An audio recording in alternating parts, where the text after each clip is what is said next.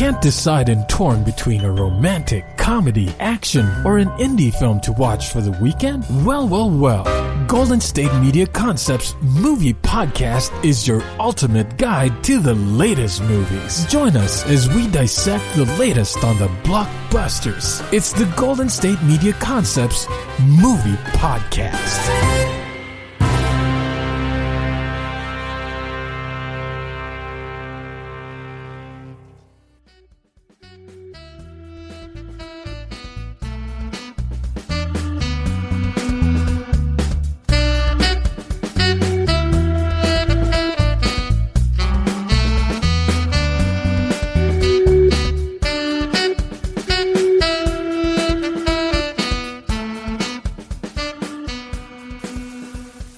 And welcome into the GSMC Movie Podcast, brought to you on the GSMC Podcast Network.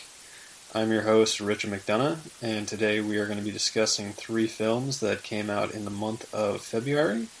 First, based on true events, Judas and the Black Messiah, then the sci-fi thriller Bliss, and finally the comedic horror film Willy's Wonderland. And be sure to stick around till the end, where we will be discussing the top 10 films yet to be released in 2021. Before we get into all that, however, I just want to take a moment to talk about how 2021, much like 2020, has been an interesting year for the movie industry, with productions being delayed, halted, altogether canceled due to COVID-19, movie theaters still operating under heavy restrictions for the same reason. It's definitely been an interesting year, but there are still quality films being made, and today we're going to take a look at 3 of them. And I know that February is usually romantic comedy time, where Rachel McAdams gets to strut her stuff, but this year, a lot of those films unfortunately had to be canceled due to COVID-19, but we're going to take a look at some that made it through, and the first one of these is going to be Judas and the Black Messiah.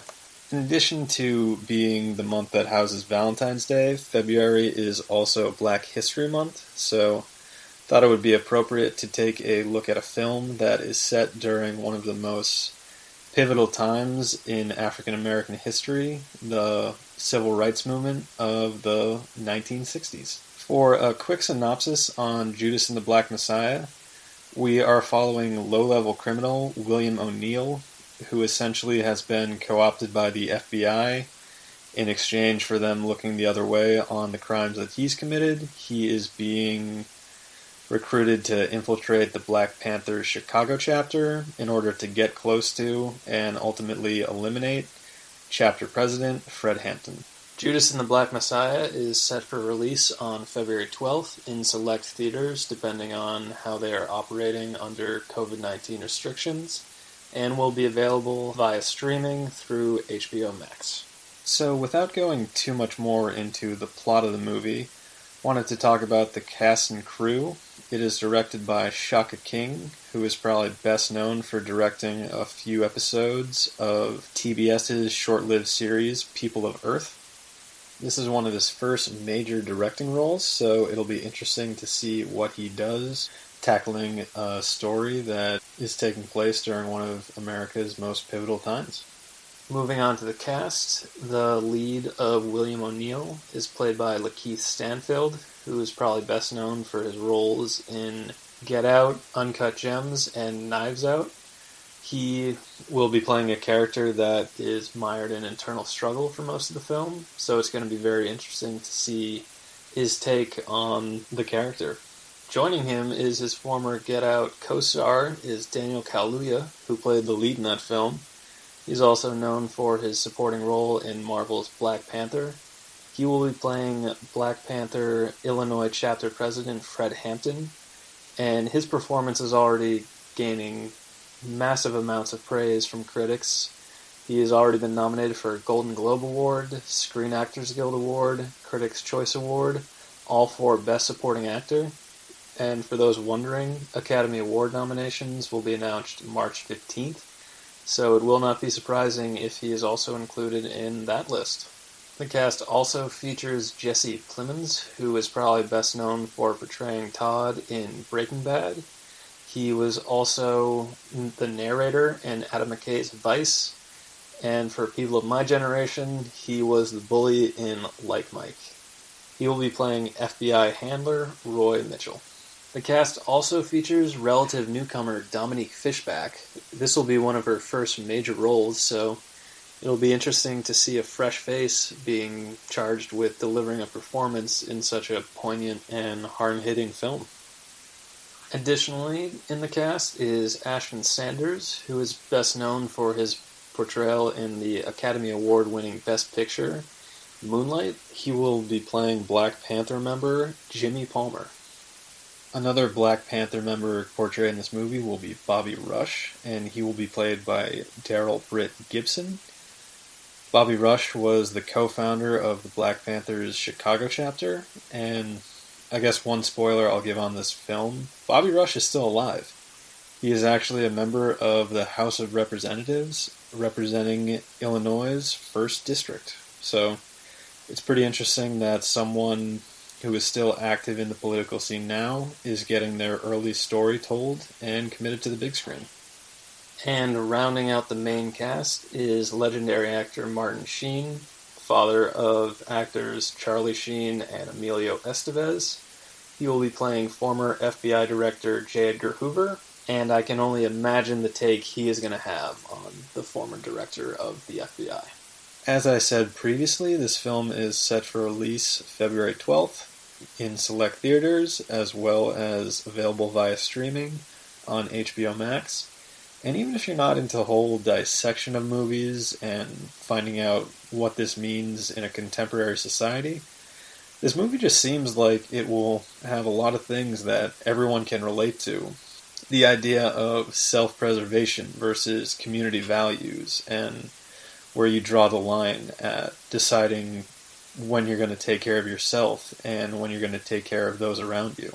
Without commenting too heavily on the political statements that this film is going to make, I mean, it's about the Black Panthers in the 1960s, so it's going to have a lot of political messaging and ideology in it. I think it's a film that is going to resonate a lot with modern audiences, mainly just because of what we've been through in the past year. Given the events of the summer of 2020, there's a lot of parallels that can be drawn between this film and what's going on now in contemporary society. I mean, the Black Panthers, one of their founding principles was they wanted an end to police brutality and the murder of black people. We can obviously see that that is a major issue today, given the death of people like George Floyd and Breonna Taylor. So the conversations that this film centers around taking place way back in the 1960s are conversations that we're still having today. And regardless of what side you fall on, it's going to be interesting to see this portrayed on the big screen. And another interesting component to this whole story is that these events were born out of J. Edgar Hoover's paranoia. And it's really hard to describe just how paranoid he was about all things, really. For anyone looking for a film adaptation of his life, I would recommend checking out Clint Eastwood's biopic, J. Edgar, starring Leonardo DiCaprio. But this man, who was in charge of the FBI for over 5 decades, was really unstable. And he saw groups like the Black Panthers and the Civil Rights Movement as a serious threat to national security. Thus, efforts like this, where he's looking to infiltrate and ultimately take down from within, were born. I hope that parallels in that sense can't be drawn to today, but as we've seen, there are still systemic issues in America regarding race relations, which I believe makes a film like Judas and the Black Messiah all that more important, both in the sense that it's telling an important story that is often glanced over in American history, and it's part of Hollywood's continued effort to promote diversity in film. Not just with this film being released, but with films like Regina King's One Night in Miami. It's really giving people the opportunity to tell stories from and about the black community with majority black casts, directed by black directors, and ultimately just giving them more representation in the industry as a whole. So even if you're not heavily invested in the issue of race relations and what's going on in contemporary society, taking a look at this film could just be a way of gaining some perspective and getting a sense of why there's such a divisive nature to this issue. Take everything with a grain of salt, given that this is a dramatization of real events, but nevertheless, this is a compelling story that I don't think a lot of people have heard of. So, now this story is getting its chance to be told so many years later, and by all reports, the film is fantastic. As I said earlier, it has a 98% positive rating on Rotten Tomatoes, and with people like Peter DeBruge of Variety stating that the film is powerful and puts the current moment into a fresh historical context, and Michael Phillips of the Chicago Tribune giving this film 3 out of 4 stars. It will be very interesting to see what audiences say about the film once they have the opportunity to view it. And just taking a step back from the whole race relations aspect of this movie, you don't have to be embedded in the issue of race relations to enjoy this movie. Lakeith Stanton is a phenomenal actor who, if you've seen any of his work, you know he's capable of delivering a wide range of performances, and I think it's going to be very compelling to just watch his character go through the internal struggle that he's going to face throughout the movie on whether or not he is going to be loyal to himself, loyal to the FBI, or loyal to the Black Panther movement. Additionally, the character that Daniel Kaluuya is portraying was said to be very charismatic, and if you've seen Daniel Kaluuya's work in Jordan Peele's Get Out, you can see that he has a very wide range as an actor, and he's going to bring a certain gravitas to this role. So, subject matter aside, if you're just interested in seeing a compelling story told by great young actors, Judas and the Black Messiah is going to be a film that's going to check off a lot of those boxes for you. Furthermore, if you're just looking for a film with a fresh concept, I mean, I know it's to a degree a retelling of the story of Judas and Jesus, but if you're looking for a film that is its own idea, has a fresh story to tell, and isn't like most films now where it's either a sequel or the beginning of a franchise or something that can be merchandised, this film really just is trying to tell a story about compelling figures in American history, and does so in a way where the message translates almost directly to contemporary issues in a poignant and hard-hitting manner. So wrapping up on this film, Judas and the Black Messiah, by all reports the film is excellent, boasts an all-star cast, well-directed, cinematography is great, costume design looks amazing.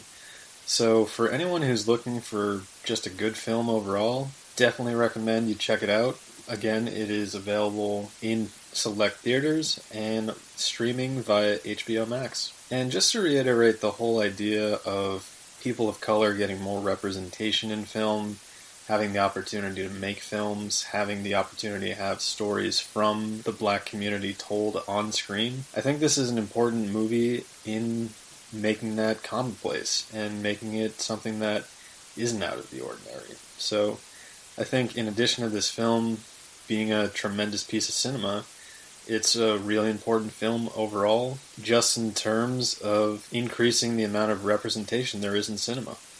So with it being Black History Month, take this opportunity to broaden your horizons by seeing a pretty great film and learning about a lesser-told story about the Civil Rights Movement.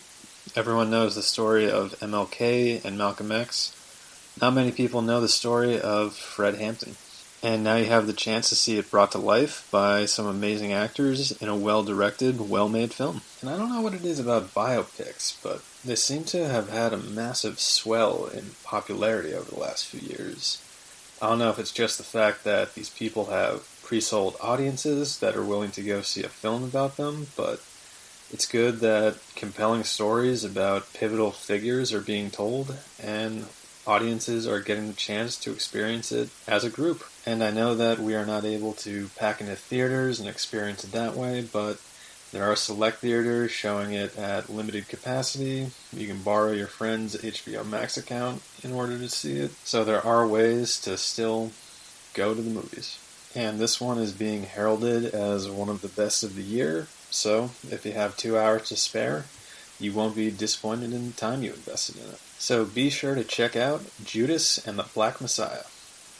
So shifting gears, when we get back from the break, we will be discussing the sci-fi drama Bliss, starring Owen Wilson and Salma Hayek. We are also going to discuss Willy's Wonderland. You definitely want to stick around for that one. And we will be talking about the top 10 films yet to be released in 2021. And to give you a bit of a sneak preview on that topic, when I was putting the list together, I came to the realization that every single one I have ranked in the top 10 is either a sequel or a remake.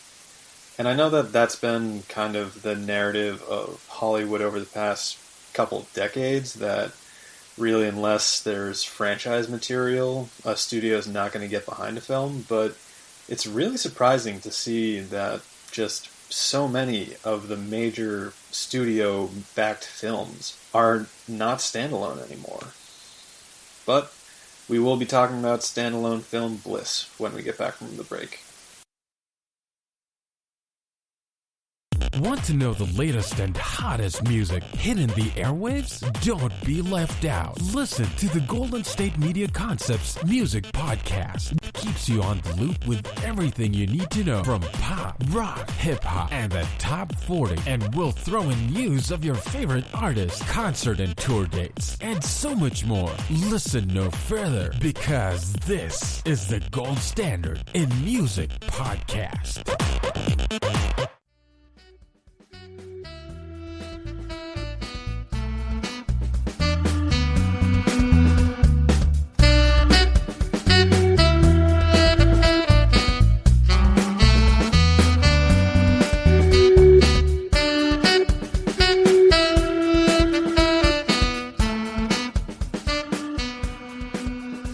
Welcome back to the GSMC Movie Podcast. We just concluded talking about Judas and the Black Messiah, a film that chronicles the FBI's attempt to infiltrate the Black Panthers in the 1960s during the Civil Rights Movement. Still to come, we are going to count down the top 10 films yet to be released in 2021. But right now, we are going to be talking about the movie Bliss that was released by Amazon Studios February 5th. It naturally is available for streaming on Amazon Prime Video. The film stars Owen Wilson and Salma Hayek as an odd couple that are brought together under strange circumstances. So, to give you a bit of an overview of this film, it starts off with Owen Wilson's character, Greg Whittle. Yes, it's a pretty ridiculous name, but it starts off with him in his office with all the lights turned off. Easy metaphor, he is in darkness, and in the building around him, everyone is working. He, however, is sitting at his desk, drawing images that he has in his head of this place and this woman. And the cinematography here helps tell the story visually, as well as the dialogue that the characters exchange. Everyone in the building is very muted in terms of color palette. It's a lot of grays, blues, kind of like how The Matrix, everything had a greenish tint to it before Neo became aware that he was living in a simulation. Bliss kind of has the same effect to it, where there is one world that is fake and one world that is real. So in the quote-unquote fake world, Owen Wilson is fired from his job, given that he's been spending all his time lately drawing these images and neglecting his actual responsibilities. Because of this, he goes to a bar where he comes face to face with Salma Hayek's character. So when they meet, Isabel keeps telling him that the world around them and the people in it, aside from themselves and a couple others, aren't real. Owen Wilson's character, naturally, like anyone who being told that the world around them isn't real, is skeptical, doesn't believe her, but He goes with her to a second location, which is a sort of makeshift shelter that she's made under an overpass. And only when we get to this location do the colors in the movie begin to be more expressive, more vivid. It's not this muted color palette of grays and blues, but you see a wide variety in the colors on screen. And this is supposed to be Owen Wilson's character's first exposure to the real world, given that the place he's gone to is the place that he's had in his head and he's been sketching out. And Salma Hayek's character has been the woman that he's had in his head.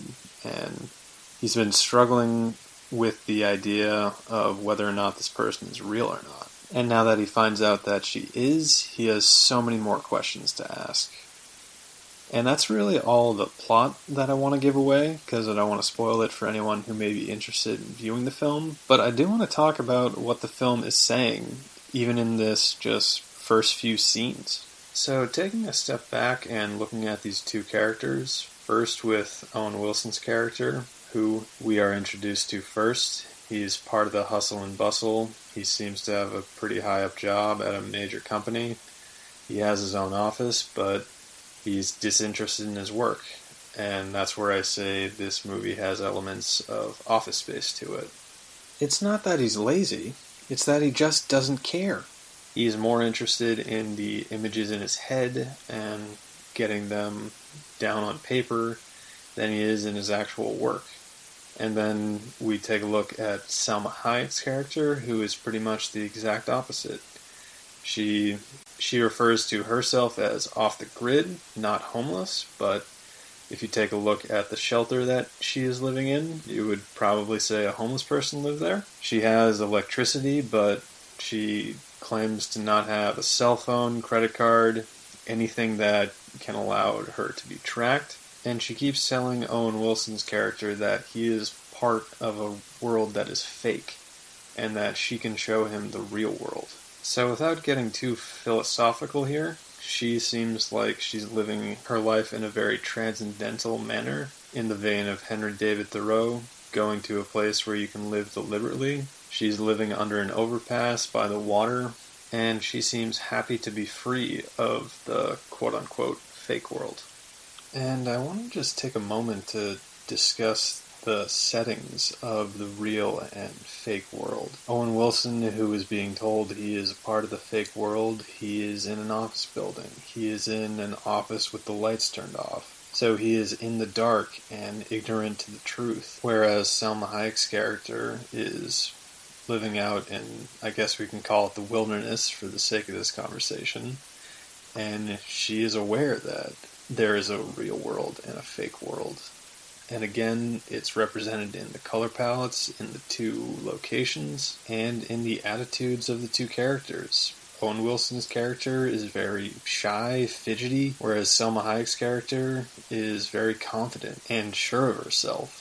So again, not wanting to get too philosophical, but from the signs of the early scenes in the movie, it is kind of telling the story that being a part of the quote-unquote machine is an unnatural way to live, and it's being part of the fake world. Whereas if you are out in the wilderness, exposed to the elements, that's the correct way to live, and you're living in the real world. Now, there are a few more elements at play that help Owen Wilson's character get in touch with the real world, but I don't want to spoil it for anyone who wants to see the film. But I think it's fairly obvious that director Mike Cahill is trying to definitively say to the audience that there is a correct way to live and an incorrect way to live. And it's not hard to draw this conclusion based off his other film, Another Earth. In that film, Cahill literally explores the idea of there being two Earths that are a mirror of each other, whereas one is broken and the other isn't. So he seems to be well versed in this idea of parallel or similar worlds existing with fundamental differences between the two. And Bliss is only the fourth film that he has directed, and so far it's been drawing a little bit of mixed reviews. People are lauding the performances by Owen Wilson and Salma Hayek, But the main issue people seem to have with this film is that the setup and world building isn't as developed as it could have been, which Cahill is also responsible for, as he also served as the screenwriter for this film. But regardless of what the reviews are, I think it's pretty interesting that a film is coming out right now that addresses the subject of living your life the way you want to, or living your life in the right way, given everything we've experienced, as a society. With COVID-19 not only having people reassess the way we do things, but really having people reassess the way they live their lives, and whether or not they're doing what they want to with their lives. It may be the fact that they're faced with their own mortality, with just seeing the mortality rate with COVID-19, but it may just be a wake-up call for some people who are using this opportunity as a way to just reevaluate and take inventory of what really is important in their life.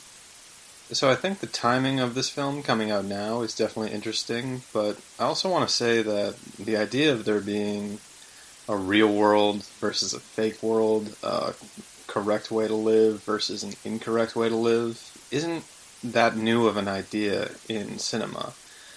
I mentioned The Matrix earlier, where that movie is claiming that there is a very incorrect way to live in a synthetic world controlled by machines. And only once you escape that synthetic world will your eyes truly be open and you'll be able to see the truth. And in Bliss, there's a very similar concept. Salma Hayek's character, who is aware that the world she is in is fake, is able to manipulate her environment somewhat.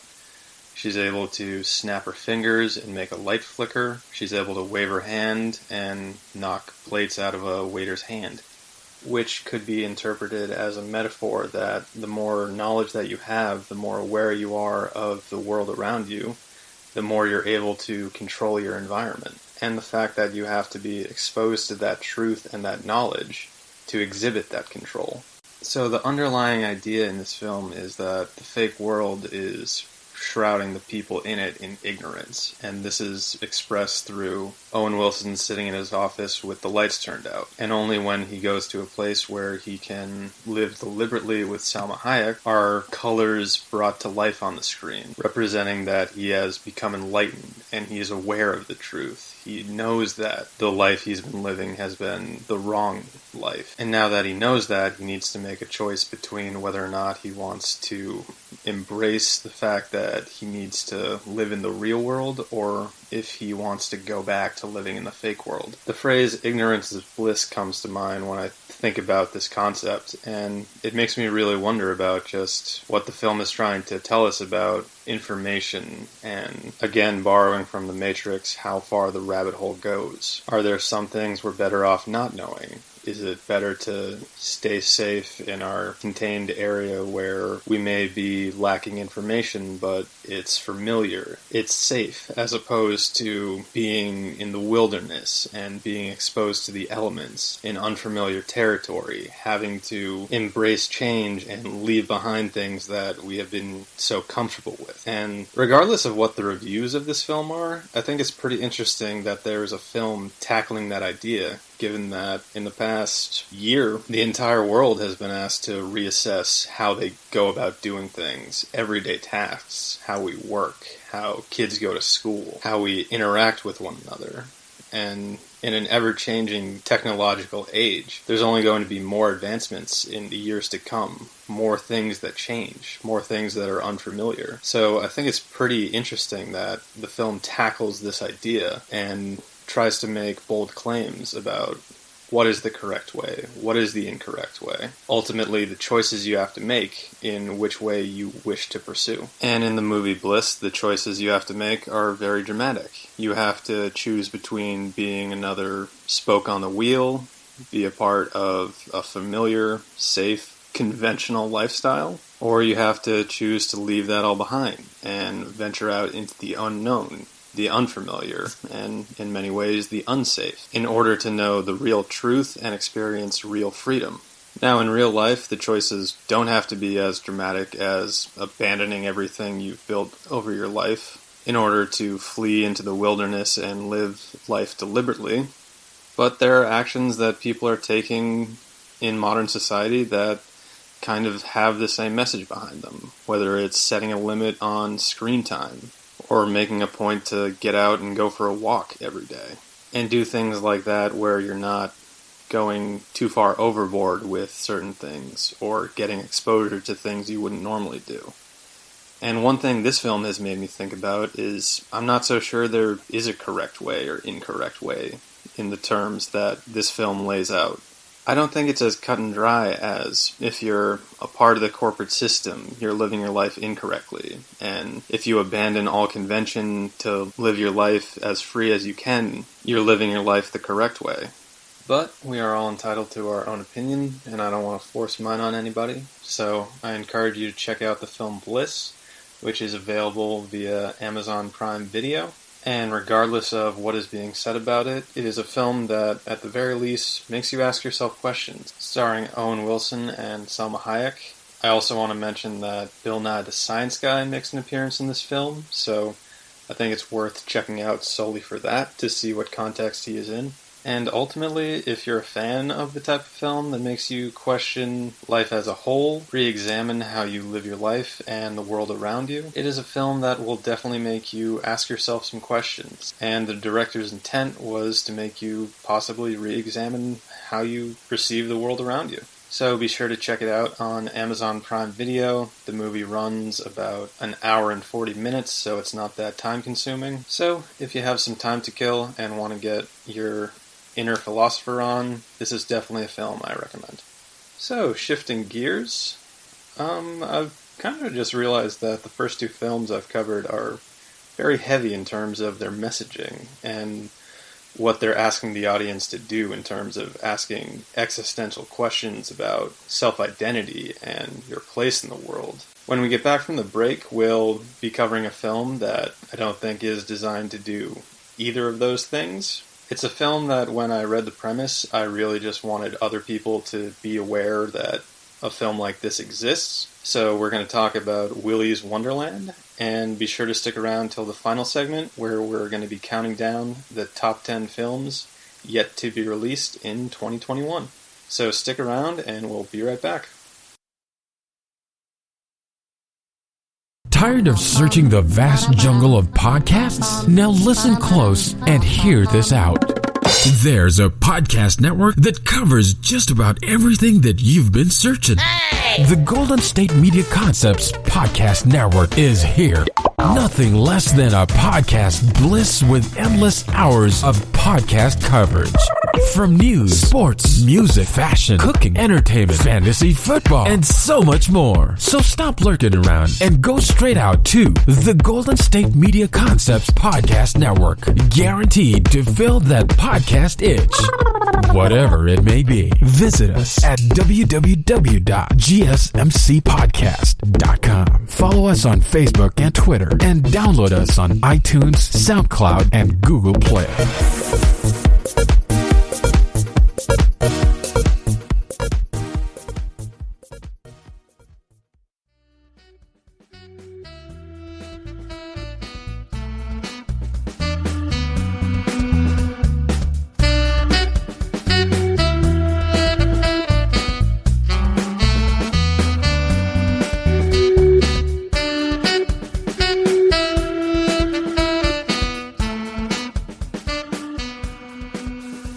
Welcome back to the GSMC Movie Podcast. We just concluded talking about the sci-fi drama Bliss, starring Owen Wilson and Salma Hayek. It is available on Amazon Prime Video, and shifting gears away from a movie that makes you ask existential questions about your place in the world, I want to talk about a film, Willy's Wonderland, which will probably just make you ask the question, what is happening? The premise for this film is so ludicrous. When I was researching topics for this podcast, I really just wanted to talk about this because it is important to me that other people know that this film exists. It was originally slated to be released Halloween weekend on October 30th, but like many films that were expected to be released in 2020, COVID changed a lot of those plans. So it's now slated to be released February 12th and will be available through video on demand. Before I jump into the film as a whole, its premise, who's in it, I want to talk a little bit about how this film was made, because we're in an age where the conventional way of going to a big studio, pitching your script idea, is a little outdated, and films are being made in totally different ways now. So, wanted to take a look at this one's rather unique journey to being made. So, Willy's Wonderland actually started out as a short film called Wally's Wonderland, and it was developed by its screenwriter Geo Parsons, and he made it simply as a way to bolster his portfolio and expand his career, basically as a resume builder. But he was displeased with the first iteration of it, so he took the script, he posted it on a site called Bloodlist, and for people who don't know, Bloodlist is a website where people who are looking to have film in the horror genre produced can post their script for producers to view it, and the website also has this feature where people who are viewing the material have the ability to vote on it, to vote and see which one is the best. This site is actually where the original script for the Netflix hit Bird Box was posted, and it was voted the top screenplay of 2014. So it is a place where quality material is being posted and ultimately being made through this site. So Parsons posts his script on Bloodlist, and while it's there, it catches the attention of someone who not only wants to produce it, but also wants to star in the film. And that person was none other than the king of the crazy plot, Nicolas Kim Cage. So right off the bat, based on his involvement alone, you know this film is going to be off the walls, and why wouldn't it be when the underlying premise is that Nicolas Cage's character, referred to solely as the janitor, is agreeing to work the night shift at Willy's Wonderland arcade, and in return the owner of that arcade will pay for the repairs to his car so he can be on his way. American labor laws at their finest. So the janitor agrees to work the night shift cleaning the arcade, and of course nothing else of consequence happens throughout the film, and he's able to just spend a quiet evening by himself cleaning the arcade, and is able to have his car repaired and be on his way. But of course that isn't what happens. When Nicolas Cage is involved, the plot's going to be outlandish, so he has the opportunity to tap into that psychopathic character that he has come to perfect over a long career of playing whacked-out weirdos. And this film is no exception.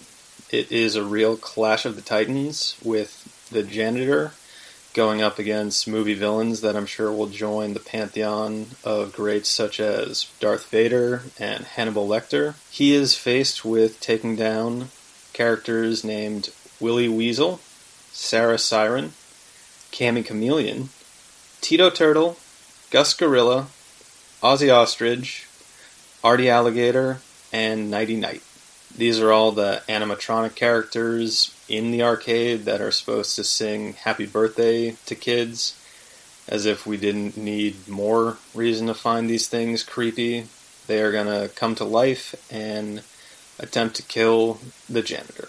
And like I said before, this film probably won't make you ask any questions other than what is happening, so there's not really that much to dissect in terms of plot, character development, so I really just want to spend some time asking the question and exploring the answer. What has happened to Nicolas Cage throughout his career? And I don't mean that in a way to disrespect him at all. I think he is a really good actor who commits everything he has to the roles he takes. I just have to ask the question, how does he decide what roles to take? In this film, for instance, it's not like he was offered gobs of money to be in it.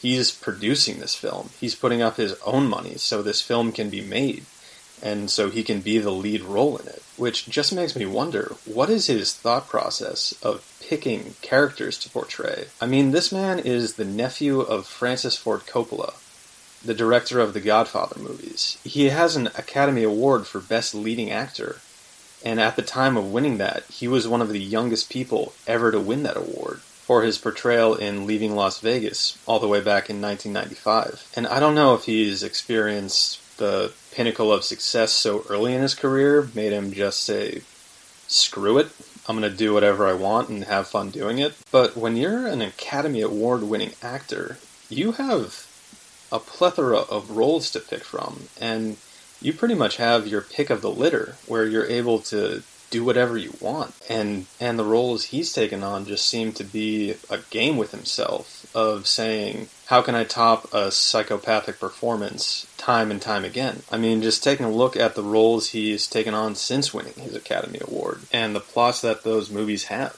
Just looking at one of the roles he did right after Leaving Las Vegas, Face Off. The premise of this movie, where he stars opposite John Travolta, is the two characters that hate each other have surgery to have their faces swapped. So in that film, you have Nicolas Cage doing an impression of John Travolta, doing an impression of Nicolas Cage, and vice versa. Like, I give him credit for taking on roles where he's challenging himself and having to find new and inventive ways to portray a character, but what fever dream did the movie Face Off come out of? And even in films like the National Treasure films, which I think are great movies, but the line that is taken away from them is, I'm going to steal the Declaration of Independence. How ludicrous of a plot point is someone trying to steal the Declaration of Independence?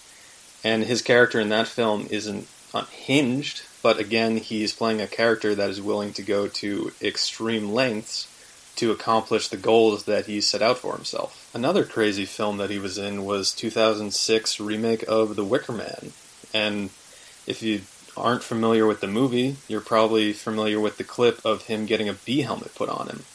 And yes, it's over the top, but I guess you have to be over the top when you're imagining having live bees swarming around your face. And that clip of him having the bee helmet on is probably more famous than the film itself. And I'm not saying that he just picks films that are crazy in bad films. He picks crazy roles that are in good films. For anyone who's seen the movie Kick-Ass, his character has one of the craziest backstories of a former cop who has turned himself into a costume hero, as well as recruiting his preteen daughter into being his sidekick in order to avenge the death of his wife. Backstories don't get much crazier than that, and in a film like Kick-Ass, he's really able to shine as being an unhinged psychopath, because that is what the role calls for. But he does have this streak of picking roles that are in films with crazy concepts, where he can portray a character that is pretty off the walls.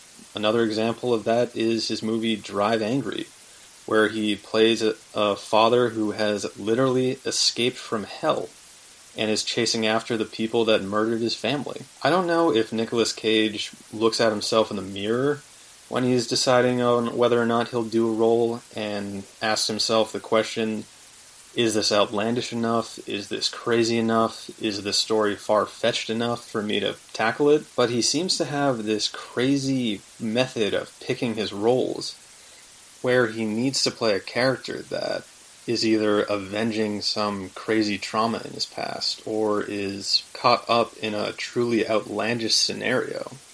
And again, I want to state that it's not a bad thing that he takes on roles like this. I respect him for taking on challenges and pursuing roles that aren't as easy as just showing up, knowing your lines, and going home.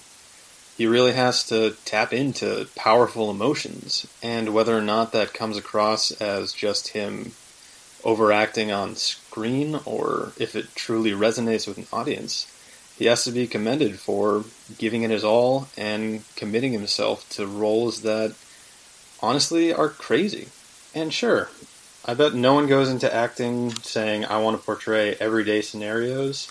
You become an actor in order to play outlandish characters and be put in crazy situations that don't happen in everyday life. But the fact that Nicolas Cage has gotten to a point where it's just so synonymous with his brand that he plays a psychopath, someone out for revenge, someone unhinged in so many of his movies, it really just makes me wonder, like, how does he pick these roles? Again, he's an Academy Award-winning actor. It's not like he's someone who needs to establish himself in the business, put himself in a bunch of different crazy films to show people that he has such range and can play such a diverse role of characters, and that he can be put in crazy situations and deliver the emotion that's needed for them. And I guess it really just comes down to the fact that he has reached the pinnacle of success in his industry. And the fact that he did it so young, maybe it did make him just say, you know what, I shouldn't take myself too seriously. I'm going to put myself in crazy, outlandish movies where I play a character that is somewhat deranged, so I can tap into emotions that I don't experience in everyday life and give a performance that really sticks in people's head. And he's definitely accomplished that. There is that meme of him with his wide eyes looking deranged. Again, the clip of him with the bee helmet has been parodied so many times. The line from National Treasure I mentioned earlier, I'm going to steal the Declaration of Independence, is a cartoon in and of itself. So I can't really fault him for taking on roles where he is playing such outlandish, deranged characters, because if his goal was just to resonate with audiences and make sure that when people see him in a film, they're not going to forget his performance, he's definitely accomplished that. And with his latest film, Willy's Wonderland, not sure how many people are going to see it, given that it was a movie meant to be released around Halloween, when people are in the mood for the horror genre. It's now coming out Valentine's Day weekend. I wouldn't call it a nice romantic mood setter, but for anyone who is going to see this film, I can almost guarantee that they aren't going to forget his performance and the movie itself. So, to reiterate, Willy's Wonderland will be available through video on demand starting February 12th. Nicolas Cage is the lead. Other members of the small cast include Emily Tosta, Rick Ritz, and Beth Grant. The film is directed by Kevin Lewis, and again, this film isn't gonna blow you away with its amazing layered plot. It really just seems like a film that is meant to be some good old-fashioned fun and provide people some entertainment, and the film is very manageable. It has an 88-minute runtime, so if you have some time, Valentine's Day weekend, just want to kick back with some mindless entertainment, heavy emphasis on the mindless part of that, Willy's Wonderland may be the film for you. And circling back to the story of just how this film was made, it's pretty interesting that films can now be made where all you have to do is post your script on a website, and someone the caliber of Nicolas Cage can just happen across it. And just like that, you have him agreeing to star in it, produce it, and it's just really interesting to see how film development is changing and how there are so many different avenues to get a film made. So for any aspiring filmmakers out there, it should be really encouraging to see that there are so many different ways that you can have a film made, and it doesn't have to just be years of knocking down the doors of big studios or have industry connections. You can have a film made solely on its merit by getting it out there and having the right people see it. So it's very encouraging and should teach aspiring filmmakers that it's not out of the question that you can make your own film. So again, check out Willy's Wonderland, and when we get back from the break, we will be wrapping up the show by counting down the top 10 films yet to be released in 2021. Again, this is just my list, so it's very subjective. I pretty much just took a look at the films that I've seen have the most buzz around them and ranked them 1 through 10. Again, this is my list, so it's subjective, and if I've omitted a film that someone is really looking forward to seeing, I do apologize. So stick around, and we will be right back. Watching TV has changed over time. Streaming has become the new norm. That's why Golden State Media Concepts television podcast dives headfirst to the world of cord cutting. Want to be on the loop of what's hot in Netflix? Or if it's not a preference, what about original shows in Hulu? We've got you covered. Join us as we fill in the blank and talk about movies to stream and what show you should be binging. This is the Golden State Media Concepts television podcast.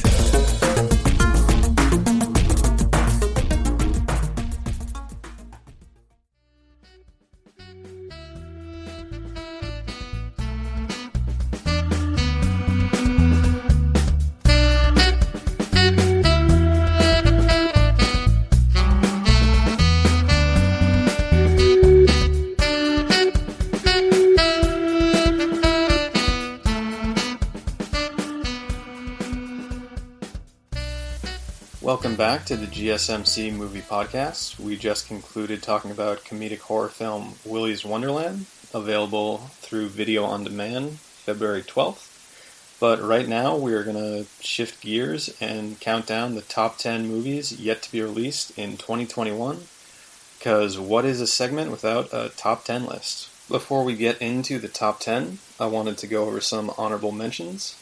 First off is the Suicide Squad sequel, with James Gunn being brought in to direct. He is best known for directing Marvel's Guardians of the Galaxy movies, and the cast boasts Margot Robbie, Idris Elba, Sylvester Stallone, John Cena, and Viola Davis. Next we have Mission Impossible 7, which I'm pretty sure people are looking forward to solely to see what crazy stunt Tom Cruise is going to do this time. These movies are very popular worldwide, and it features Tom Cruise, one of the most bankable stars left in Hollywood. Next up we have Venom, Let There Be Carnage. This will be the sequel to Tom Hardy's Venom film, featuring Woody Harrelson as the big bad Carnage, and this will actually be directed by Andy Serkis, who is best known for portraying Gollum in Lord of the Rings. Next we have a whole slate of Marvel films being released. The Eternals, starring Angelina Jolie, and reuniting Game of Thrones cast members Richard Madden and Kit Harington. There will be another Spider-Man film released this year. It does not have a title yet, but Tom Holland will be returning as Spidey, with Benedict Cumberbatch playing Dr. Stephen Strange in this film, Zendaya playing Mary Jane, and Marissa Tomei playing Aunt May. And our final honorable mention from Marvel will be Shang-Chi and the Legend of the Ten Rings. This film is very notable because it'll be Marvel's first live-action film featuring an Asian superhero. Alright, so now let's get into the good stuff and the top 10 most anticipated films yet to be released in 2021. While making this list, I realized that every film on it is either a sequel or a remake, which I know is the narrative of Hollywood over the past couple decades, that it needs to have franchise potential or needs to have a pre-sold audience to really have a big budget committed to it. But I think that these films are all going to present something different and are going to resonate with audiences all over the world. So kicking it off, we have Top Gun Maverick. This is the sequel to the 1980s film Top Gun. This film will star Tom Cruise, and I'm sure he hasn't changed in appearance whatsoever since the 80s when the original film was made. I personally have never seen the original Top Gun, but I can tell you that Top Gun makes one hell of a Halloween costume, and I'm speaking from experience on that. Nice, breathable jumpsuit, and if you throw on a pair of aviators, people love it. That film is set to be released July 10th. At number 9, we have another sequel to a film that came out in the 80s. This will be Coming to America, the sequel to Eddie Murphy's 1987 film of the same name. This is another film that's almost 30 years in the making, given that so many people have been begging him to make a sequel to this film. So it'll be interesting to see his take on a character that he hasn't inhabited in over 30 years. That film will be released on Amazon Prime Video, and it is set for release March 5th. Coming in at number 8, another sequel that is many decades in the making is Space Jam: A New Legacy. It stars LeBron James and features a host of Looney Tune characters. For people of my generation who grew up with the movie Space Jam, it's not going to be the same without Michael Jordan taking on the lead role, but as we've seen from LeBron James in films like Trainwreck, he does have some acting chops, so I'll give him the benefit of the doubt, and even though I'm way outside this movie's target audience, I may check it out. That film is set to be released in select theaters and on HBO Max July 16th. Moving on to number 7, we have the follow-up to John Krasinski's critically acclaimed Quiet Place, A Quiet Place Part 2. It's really interesting to see that the schlubby, soft-spoken guy from The Office that really had an underplayed performance to him has become such a acclaimed director. People loved the original Quiet Place, and hopefully he's back for a second turn to top that performance. This film, again, will be starring his wife, Emily Blunt. Coming in at number 6 is a film that I think people are really going to be anticipating due to the spectacle that it's going to provide, and that is Godzilla vs. Kong. This is a film many decades in the making, from the original Godzillas and King Kong movies way back in the 1930s. This is a film that's pretty much going to be go to the toy chest, grab your toys, and smash them together. So the plot to this film could really be anything, as long as the movie delivers on a King Kong versus Godzilla slugfest. Audiences are going to love it and lap it up. Godzilla vs. Kong is set for release March 31st. Moving on to number 5 is another film that had to have its release date rescheduled due to COVID-19, and that is Marvel's Black Widow. Starring Scarlett Johansson, this will only be Marvel's second film featuring a lead female character. And this is another film people have been clamoring for ever since Johansson took on the role of Natasha Romanoff way back in Iron Man 2. So it's going to be interesting to see this character in a standalone film. It's supposed to give you the character's backstory, and who knows if this will be Johansson's last iteration in the iconic character. That film is set for release on May 7th. Moving on to number 4 is a film that is many years in the making, and that is Matrix, the follow-up to the iconic sci-fi trilogy.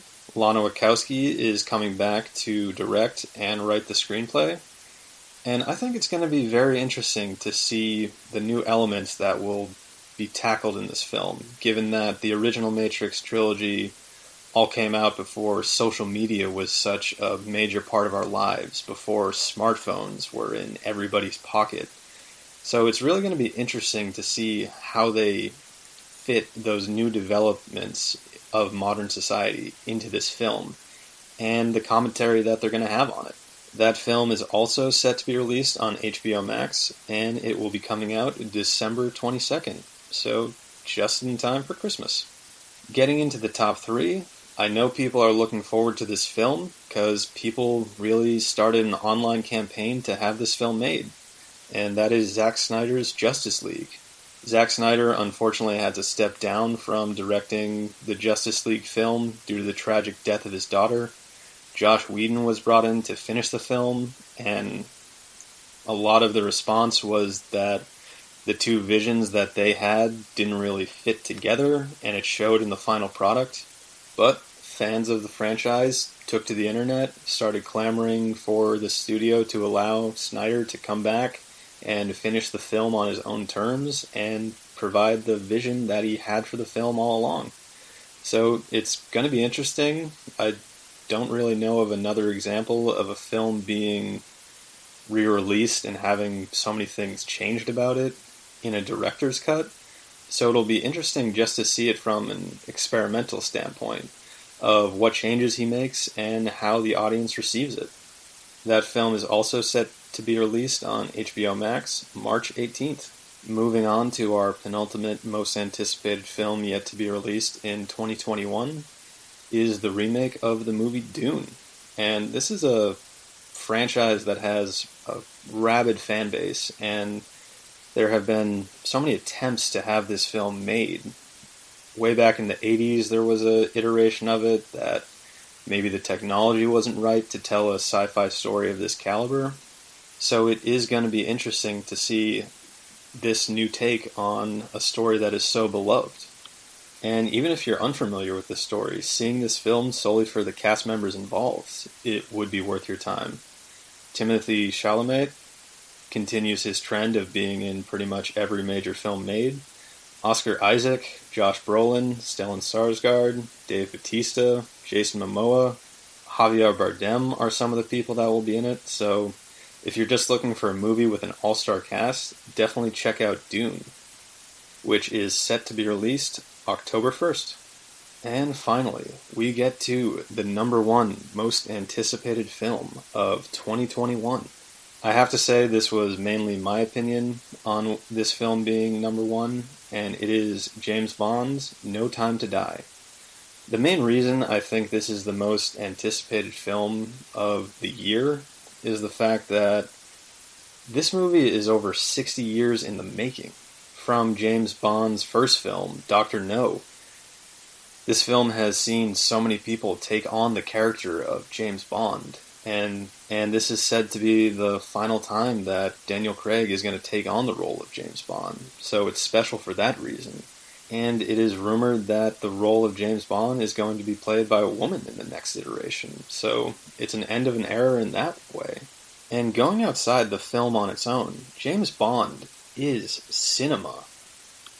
For decades, it has been a film franchise that has packed theaters, and with the way that the theater industry is changing, with the many different ways people ingest films now, it's really going to be interesting to see the film industry as a whole going forward. So this film is slated to be released October 8th. Hopefully most people will be vaccinated by then, and it can be a monumental theater-going experience where theaters are going to be able to be packed at capacity to be there and close a chapter on this legendary franchise and Daniel Craig's portrayal of this legendary character.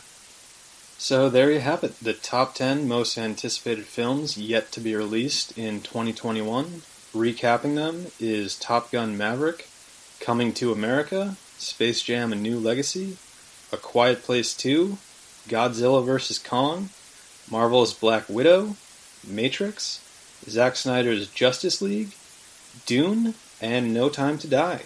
With all the changes that we've experienced over the past year, it is nice to know that there are still films being made that we can just kick back, relax, and get lost in an interesting story. There were many films that had to be postponed or canceled, so we're not getting the full slate of films that were planned for 2021, but there are still a lot of great ones out there. And with there being more ways than ever before to see these films, I encourage everyone to just take some time, watch a movie, get lost in a compelling story, find a character that you can relate to, find a character you can't relate to, and just find something that you can enjoy. In an age where the media landscape is ever-changing, companies are acquiring other companies, every single film that has some level of popularity is getting the franchise treatment, film studios becoming more and more conservative of the projects they back, so films that studios used to take a chance on aren't being made anymore. It's of the utmost importance that people get out there, see different films, and take a look at these films that people put their heart and soul into making. While movie studios are becoming more and more conservative in the type of films that they make now, there are films that are being made without the help of giant studios. There are people starting Kickstarter campaigns to get their films made. There are people that are posting their scripts on sites like the Bloodlist and getting financial backing that way. So, while big studios are being more conservative with the films they make, there are more new and exciting ways to have a film made than ever before. So, to any aspiring filmmaker out there, don't rule out that your film can be made. Because if there's one thing we're learning in the digital age, there is always an audience for something. And there are more platforms than ever before to engage with those audiences. So it's really an exciting time for the film industry. It may not be the conventional one we're used to, but there's a lot of development, there's a lot of change happening, and there's a lot of interesting components in this industry, and I, for one, am happy to be witness to it. We are living in an age where the films being made are of the utmost quality, and we are seeing some of the most talented people in the industry's history commit their work to screen. So I think we're very lucky to be living in the age we are. But to wrap up, I've been Richard McDonough, and I want to say thank you all so much for listening to the GSMC Movie Podcast, brought to you by the GSMC Podcast Network. I would like to ask that you please subscribe to the show and write a nice review. That really helps us. Also, if you could please follow us on Facebook, Twitter, and Instagram. Thank you. You've been listening to the Golden State Media Concepts Movie Podcast, part of the Golden State Media Concepts Podcast Network. You can find this show and others like it at www.gsmcpodcast.com. Download our podcast on iTunes, Stitcher, SoundCloud, and Google Play. Just type in GSMC to find all the shows from the Golden State Media Concepts Podcast Network. From movies to music, from sports to entertainment, and even weird news. You can also follow us on Twitter and on Facebook. Thank you, and we hope you have enjoyed today's program.